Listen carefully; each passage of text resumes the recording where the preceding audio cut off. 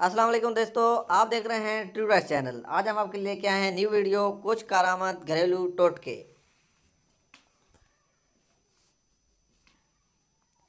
बालों को तेज़ी से लंबा घना करने के लिए बालों में तेल लगाने के आधे घंटे बाद एक तौलिया लें और गर्म पानी में भिगोकर बालों पर लपेट लें।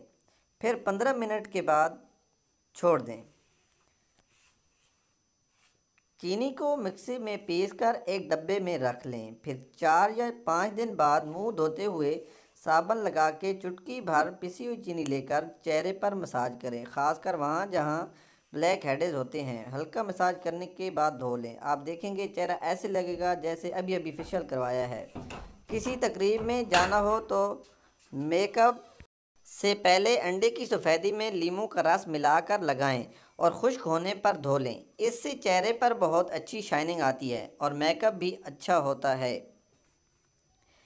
मेहंदी की मिट्टी पर पत्ते जैतून के तेल में अच्छी तरह पकाकर छान कर रख लीजिए।